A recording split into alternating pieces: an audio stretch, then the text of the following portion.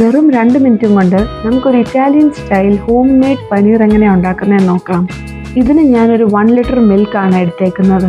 നല്ലതുപോലെ പാൽ തിളച്ചു വരുമ്പോൾ അതിൽ നമുക്ക് കുറച്ച് ലെമൺ സ്ക്വീസ് ചെയ്ത് ഒഴിക്കാം.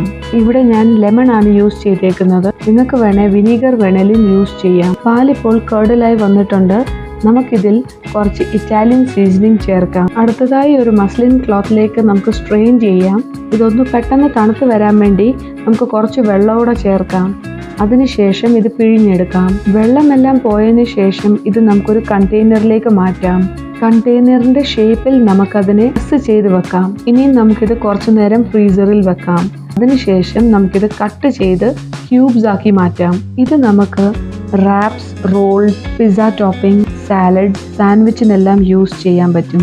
ഇതൊന്ന് ട്രൈ ചെയ്ത് നോക്കൂ. നമുക്ക് സൂപ്പർ മാർക്കറ്റിൽ കിട്ടുന്ന പനീറിനേക്കായി വളരെ ഫ്രഷും സോഫ്റ്റുമായ പനീർ വീട്ടിൽ തന്നെ ഉണ്ടാക്കാം. ഈ റെസിപ്പി ഇഷ്ടമായാൽ സപ്പോർട്ട് ചെയ്യാൻ മറക്കരുത്. Please like, share and subscribe.